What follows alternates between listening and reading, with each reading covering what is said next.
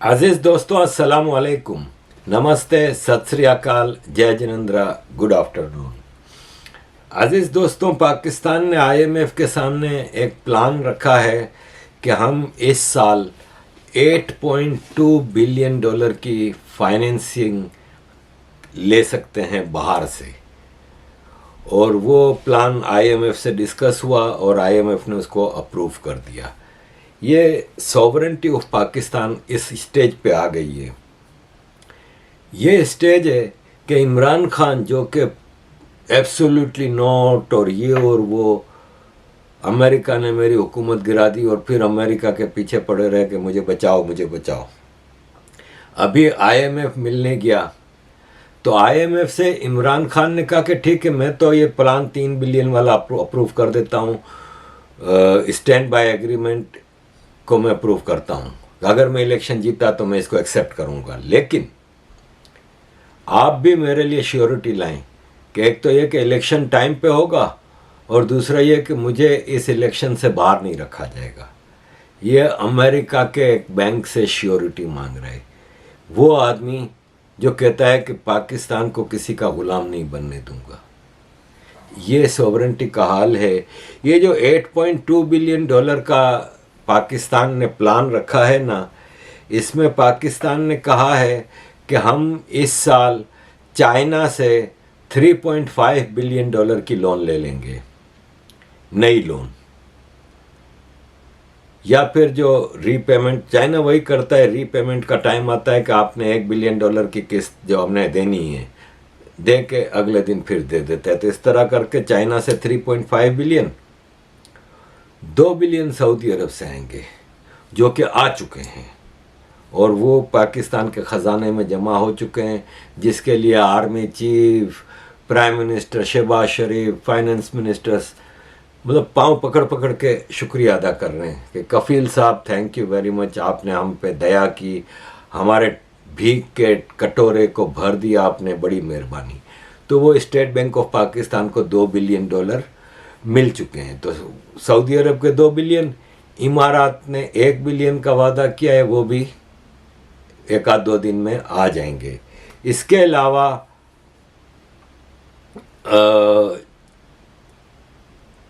500 million dollar Asian development bank से बातचीत हो गई है। 500 मिलियन डॉलर वर्ल्ड बैंक से बातचीत हो गई है। वो जो वर्ल्ड बैंक के नए प्रेसिडेंट इंडियन बग्गा साहब बने हैं ना, उनको रहम आ गया तो उन्होंने कहा ले भाई। और आईएमएफ से 3 बिलियन आएंगे जो कि स्टैंड बाय एग्रीमेंट में हुआ है। तो ये सब मिला के 8.2 बिलियन डॉलर पाकिस्तान में खुशहाली का दौर ला रहे हैं। फाइनेंस मिनिस्टर इसहाक डार ने प्रेस कॉन्फ्रेंस करते हुए बड़े फख्र से, एक तो इनको इन चीज़ों पे फख्र है कि भीख मिली है, कर्जा मिला है, बड़े फख्र से इन्होंने कहा कि सऊदी अरब के 2 बिलियन डॉलर आ चुके हैं और हमारा खजाना इस वक्त 10 बिलियन डॉलर तक फॉरेन एक्सचेंज रिजर्व पहुंच चुका है, 9.67 बिलियन, और हम इसको बहुत जल्द 11.67 बिलियन पे ले जाएंगे। और पाकिस्तान की तकदीर बदलने वाली है, क्योंकि आईएमएफ से एग्रीमेंट के बाद अब दुनिया भर के लोग हमें पैसा देने पे तैयार हो गए हैं। किन चीज़ों पे मान कर रहे हैं यार ये। और मैं शुक्रिया अदा करता हूँ किंग सलमान का, क्राउन प्रिंस सलमान बिन मोहम्मद बिन सलमान का, कि उन्होंने हमारे साथ ये भलाई की और हमारा हाथ पकड़ा, हमें बचा लिया, वरना क्या होता हमारा। ये अजीज़ दोस्तों सिचुएशन है। प्राइम मिनिस्टर शहबाज शरीफ ये बात पहले भी कई बार कह चुके हैं, अभी वापस उन्होंने कहा कि जब हम बाहर के मुल्कों में जाते हैं ना दौरा करने, तो वहाँ इस्तकबाल करने वाले जब हमारे सामने आते हैं तो उनके चेहरे कह रहे होते हैं कि आ गए पैसे मांगने। ये पाकिस्तान का प्राइम मिनिस्टर बार बार कह रहा है, लेकिन इनको शर्म भी तो नहीं है ना। इनको शर्म होती तो भिख मांगता मुल्क अपने डिप्टी कमिश्नर के लिए 2023 के मॉडल की फॉर्च्यूनर्स गाड़ियां खरीदी हैं। डिप्टी कमिश्नर, फिर commissioner, mayors, ministers, members of parliament, senators, chairman senate, जजेस, आर्मी के ब्रिगेडियर जनरल, परमल, सारे चोर चपाटों को इन्होंने भीख के पैसे से, ये खर्चे इनके ख़त्म नहीं होते। अजीज दोस्तों, प्राइम मिनिस्टर शहबाज शरीफ बहुत लंबी चौड़ी बातें करते हैं। इन्होंने कहा है कि अगले 5 साल में हम 4 मिलियन जॉब्स क्रिएट करेंगे। उस पर मुझे डर लगने लगा है, इसलिए कि पाकिस्तान में सबसे ज़्यादा गवर्नमेंट सेक्टर में जो जॉब क्रिएट होती हैं वो जिहादियों की होती हैं, आईएसआई के लिए, क्योंकि फ़ौज तो लड़ने के काबिल है नहीं और फ़ौज से ये काम अब करवाते भी नहीं हैं। ये तो जिहादी भर्ती होते हैं अफ़गानिस्तान के लिए, भारत में आतंक फैलाने के लिए। तो ये 4 मिलियन में से हो सकता है 2 मिलियन जिहादियों को भर्ती किया जाए, लेकिन शहबाज शरीफ के 15 महीने के अंदर ऑलरेडी 2 मिलियन के करीब लोग जॉबलेस हो चुके हैं। तो आगे ये जॉब्स क्या क्रिएट करेंगे, लेट्स सी आगे और क्या क्रिएट करते हैं। पाकिस्तान का सबसे ज़्यादा जो फाइनेंसिंग का वो ज़रिया है ना, वो रेमिटेंस हैं। जो पाकिस्तानी बाहर रहते हैं, ख़ास तौर पे गल्फ़ स्टेट्स में, अमेरिका, यूरोप में, वो वापस जो पैसे भेजते हैं पाकिस्तान, वो फॉरेन एक्सचेंज में आता है, तो पाकिस्तान का फॉरेन एक्सचेंज रिज़र्व बढ़ता है। तो पाकिस्तान के लोगों ने 2023 का जो फिस्कल ईयर ख़त्म हुआ है 30 जून को, उसमें 27 बिलियन डॉलर भेजे हैं, जबकि इससे पिछले साल 31.3 बिलियन डॉलर आए थे। 4 बिलियन डॉलर की कमी हुई है। ये पाकिस्तान की इकोनॉमी को बहुत बड़ा झटका है और पाकिस्तान 1947 के बाद अपने वर्स्ट इकोनॉमिक क्राइसिस देख रहा है। ये अल जज़ीरा की रिपोर्ट है। तो अज़ीज़ दोस्तों, आप खुद देखें कि ये अभी तो खुशियां मना रहे हैं, लेकिन इनको इस साल जितनी लोन रीपेमेंट करनी है ना और इंटरेस्ट भरने हैं जो, उतना अभी जमा करने का इन्होंने कोई प्लान नहीं बताया। फ्रेंडली कंट्रीज़ की बात करते हैं, 3 तो फ्रेंडली कंट्रीज़ हैं। एड़ियाँ रगड़ रगड़ के सऊदी अरब ने 2 और अमेरिका, इमारात ने 1 बिलियन दे दिया, बस ख़त्म। इससे ज़्यादा नहीं मिलेगा अब। चाइना वही लोन रीपेमेंट पे 3.5 बिलियन की इनकी मैच्योर हो रही हैं जो लोनें, वही रीपेमेंट पे कहाँ से भरोगे बाकी कर्जे। तो ये खुशियाँ मनाते रहें कि आर्मी और ब्यूरोक्रेट्स और पॉलिटिशियंस का वक्ती तौर पे जेब भर गया। लेकिन अगर कोई ये समझता है कि पाकिस्तान की इकोनॉमिक बेहतर हो गई है, तो ये सवाल ही नहीं पैदा होता। हर गुजरते दिन के साथ इकोनॉमी का फट्टा बैठेगा। और सिचुएशन ये है कि इतनी महंगाई कर दी है, इतनी महंगाई कर दी है कि आप अंदाज़ा नहीं कर सकते। ये गैस के भाव 50% बढ़ा रहे हैं यार। और ऐसे में हमारे केपीके के बिजनेसमैनों ने कह दिया है कि यहाँ पे इतना क्राइम रेट हो गया है, इतना एक्सटॉर्शन हो रहा है, 173 एक्सटॉर्शनिस्ट अरेस्ट हुए हैं, लेकिन 411 एक्सटॉर्शन के केस रजिस्टर हुए हैं। और इतना क्राइम रेट बढ़ गया है कि हयाताबाद इंडस्ट्रियल इस्टेट के प्रेसिडेंट मलिक इमरान इसाक ने कहा है कि इंडस्ट्रियलिस्ट मुसलसल एक्सटॉर्शन की पर्चियां उनको मिल रही हैं और हमारे घरों और ऑफिसों पे ग्रेनेड से हमले हो रहे हैं। कहीं न्यूज़ में नहीं आता ये, क्योंकि न्यूज़ वाले भी डरते हैं उन एक्सटॉर्शनिस्ट टेररिस्टों से। तो हम फैसला कर रहे हैं कि इंडस्ट्रीज़ को मुकम्मल तौर पे बंद कर दें। इसी तरह इंग्लैंड ने, यूनाइटेड किंगडम गवर्नमेंट ने पाकिस्तान के लिए ट्रैवल एडवाइजरी इशू की है कि टेरर अटैक्स हो सकते हैं पाकिस्तान में, इसलिए पाकिस्तान जाने वाले यूके के सिटीजन्स एहतियात करें और बहुत ज़रूरी हो तो जाएं, और यूके सिटीजन्स जो कि पाकिस्तान में रह रहे हैं, क्योंकि काफ़ी ब्रिटिश पाकिस्तानीज जो होते हैं ना, जिन्होंने ब्रिटिश नेशनलिटी ली है लेकिन वो पाकिस्तानी और पीओके के कश्मीरी हैं, तो उनको एडवाइस किया है कि आप पॉलिटिकल रैलीज़ में ना जाएं, प्रोटेस्ट में ना जाएं, जहां भीड़ भाड़ होती है वहां ना जाएं, क्योंकि टेररिज्म का बहुत ज़्यादा ख़तरा है। मेजॉरिटी एरियाज़ जो कि टेररिज्म के इफ़ेक्टेड होंगे वो खैबर पख्तूनख्वा के इलाके, जिसमें Peshawar, ring road, Bajaur, Mohmand, Khyber, Tank, Bannu, Lakki Marwat, Chitral, DI Khan, Swat, Buner, lower Dir, Orakzai और दीगर इलाके टेररिस्टों के लिस्ट में हैं। इसके अलावा अपने सिटीजन्स को यूके गवर्नमेंट ने ख़ास तौर पे कहा है कि बलूचिस्तान और लाइन ऑफ कंट्रोल LOC से दूर रहें, और वहाँ पे किसी वक्त भी कोई मामला ख़राब हो सकता है। अजीज़ दोस्तों, हमारे आर्मी चीफ आजकल बहुत ज़्यादा बातें कर रहे हैं, क्योंकि देखें ये है ना, ये है Pakistan armed forces association of Canada. इसके पैटर्न चीफ हैं जहांगीर करामत। ये आर्मी चीफ थे, अर्ली 90s में इनको नवाज शरीफ ने फारिग किया था और फिर एक लंबा चक्कर हुआ था, फिर बाद में नवाज शरीफ को भी फारिग होना पड़ा था। जहांगीर करामत इनके पैटर्न इन चीफ हैं। अब ये सब army generals, colonel's, brigadiers, measures, captains, ये क्या कर रहे हैं उधर? इन्होंने तो ओथ उठाया था पाकिस्तान के लिए, और फिर इनकी इनकम का जरिया क्या था? भारत का कोई आर्मी ऑफिसर की ऐसी कोई एसोसिएशन कनाडा में, अमेरिका में क्यों नहीं है? क्यों इनकी प्रॉपर्टियां नहीं है भारत के जनरलों की?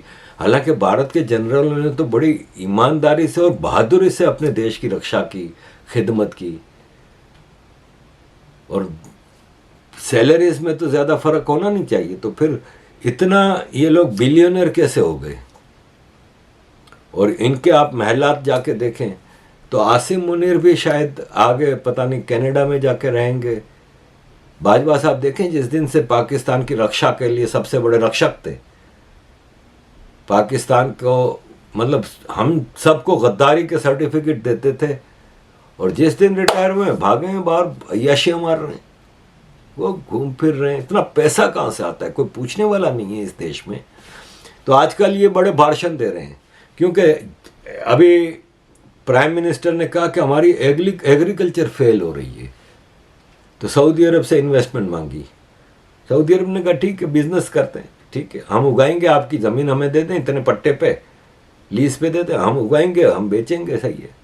आर्मी कूद पड़ी, आसिम मुनीर पहुंच गए एग्रीकल्चर एक्सपर्ट के तौर पे। क्या फरमाते हैं? पाकिस्तान आबादी के लिहाज से 5वां बड़ा मुल्क है, भरपूर वसाइल से माला माल है। पाकिस्तान दुनिया में दूध की पैदावार में 6ठे नंबर पे है, गंदुम में 7वें नंबर पे है।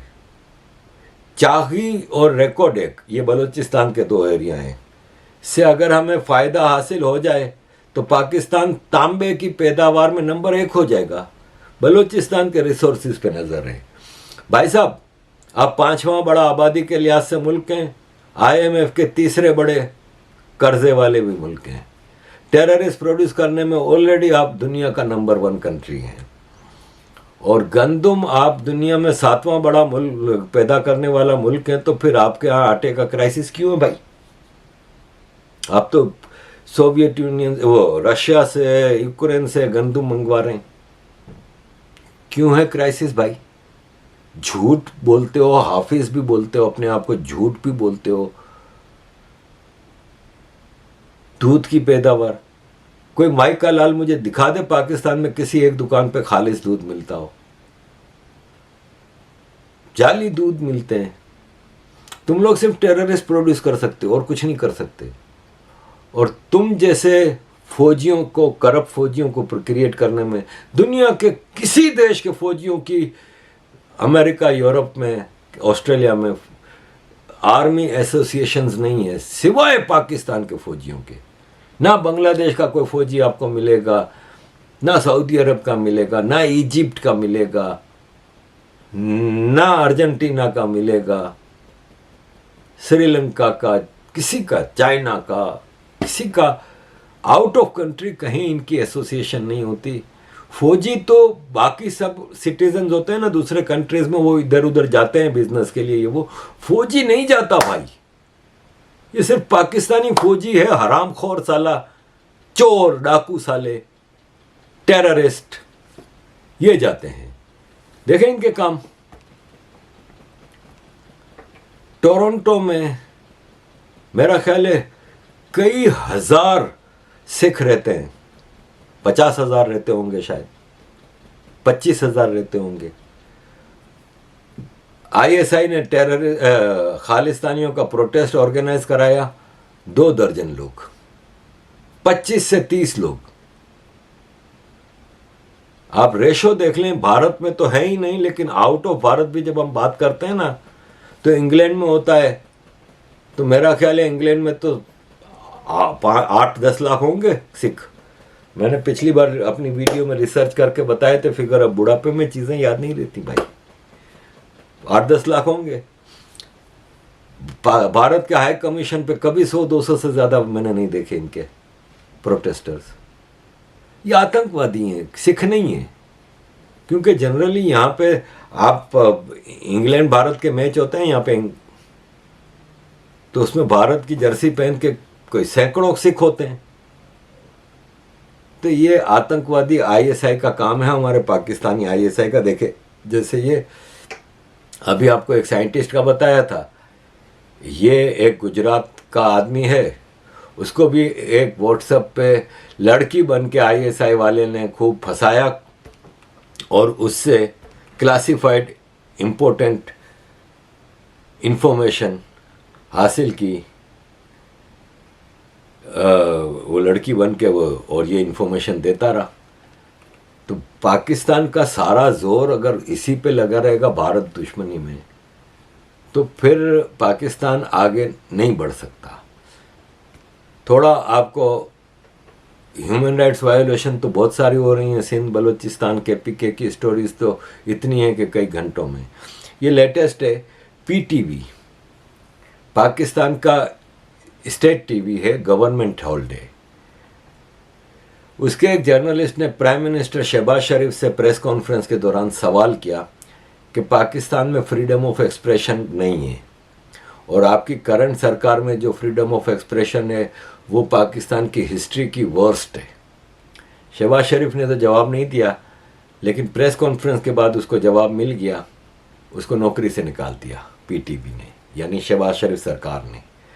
दूसरा, अल्ताफ़ हुसैन की वापसी के लिए कराची में कोरंगी में कुछ लोगों ने एमक्यूएम के रैली निकाली। तो वो रैली में कोई पथराव नहीं किया, कोई कुछ नहीं किया, पीसफुल एमक्यूएम के झंडे, अल्ताफ़ हुसैन की पिक्चर्स लेके मोटरसाइकिलों पे और निकले।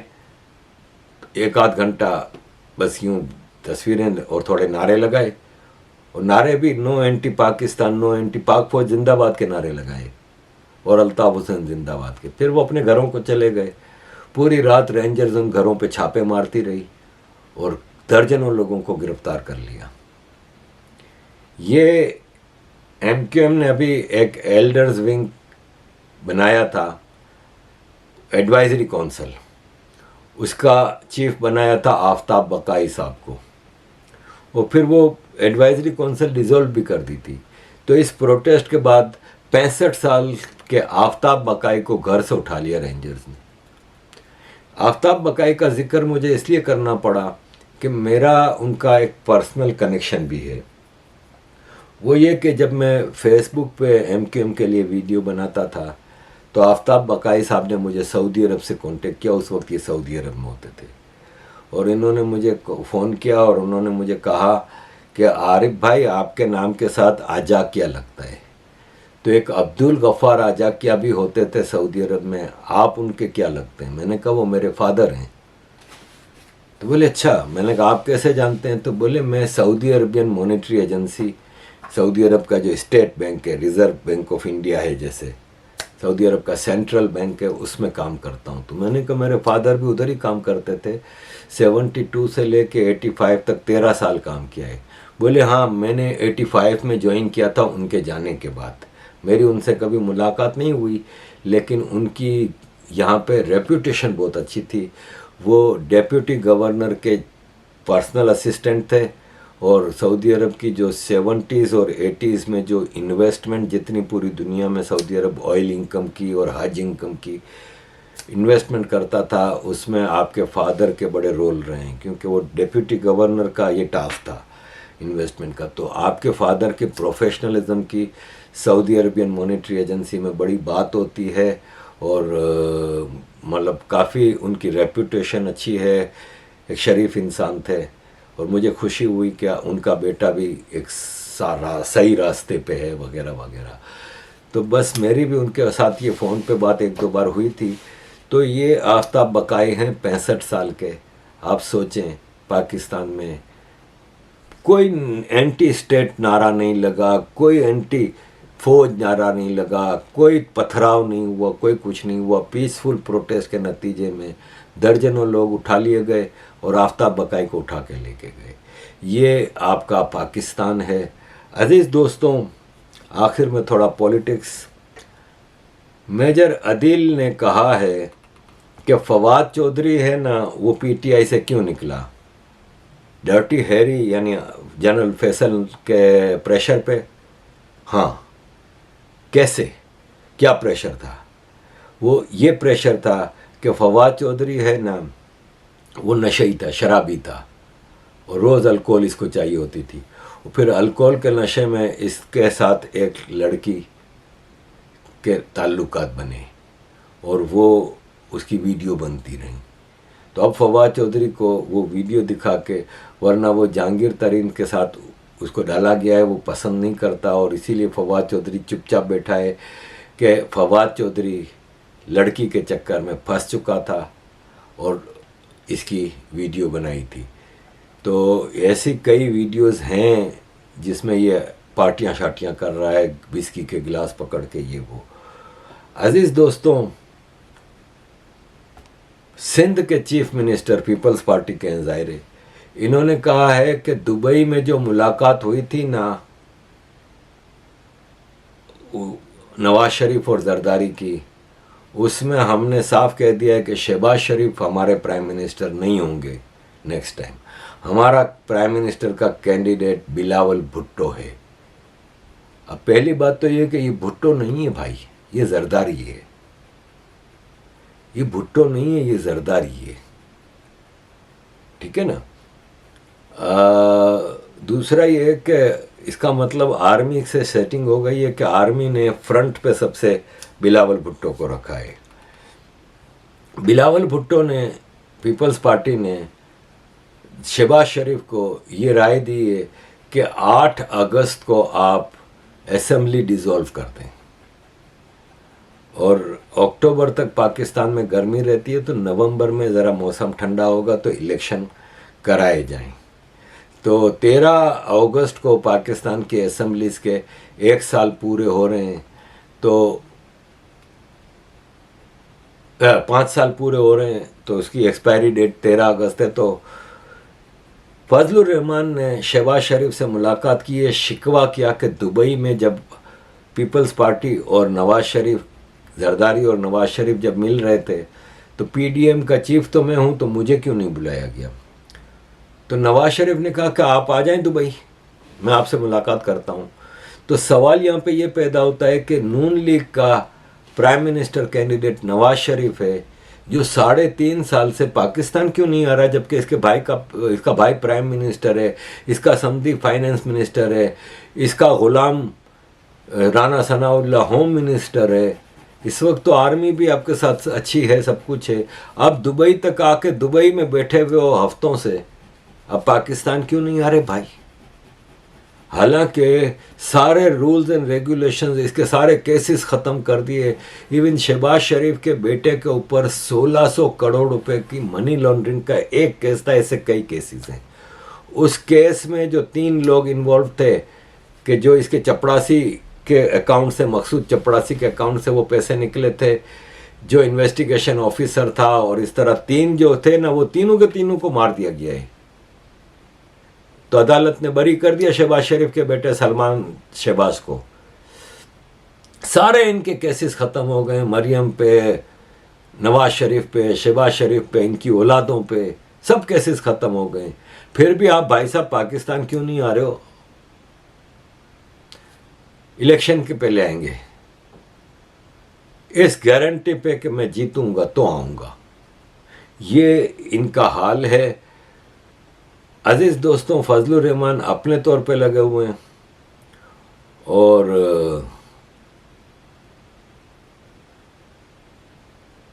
यह है कि पाकिस्तान में इस वक्त पॉलिटिकल गेम चल रहा है, और लेट्स सी आगे क्या होता है। थैंक यू वेरी मच अजीज दोस्तों for all your support. Keep support.